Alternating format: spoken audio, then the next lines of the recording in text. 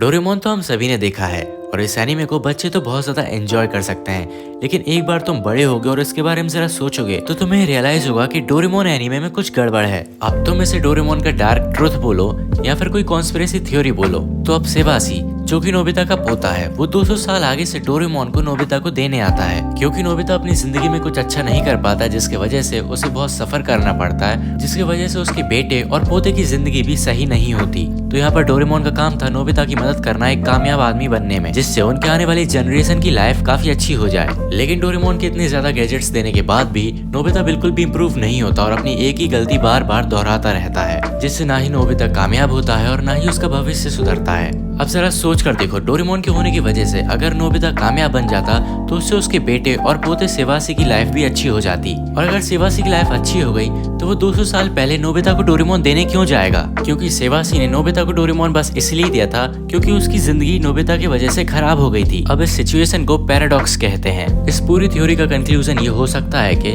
सेवासी 200 साल पास्ट में नोबिता को डोरेमोन देने जाता है, लेकिन डोरेमोन के होने के बाद भी नोबिता नहीं सुधरता और डोरेमोन के जाने के बाद उसकी लाइफ फिर से बेकार हो जाती है, जिसकी वजह से सेवासी की लाइफ भी बेकार हो जाती है और वो फिर से पास्ट में नोबिता को एक नया डोरेमोन देने जाता है और यही साइकिल चलती रहती है, बिल्कुल एक एंडलेस लूप की तरह। अब तुम इस थ्योरी को सही से समझ पाए हो या नहीं मुझे कमेंट करके जरूर बताना, और ऐसे ही कंटेंट के लिए चैनल को सब्सक्राइब करके बेल आइकन ऑन कर दो।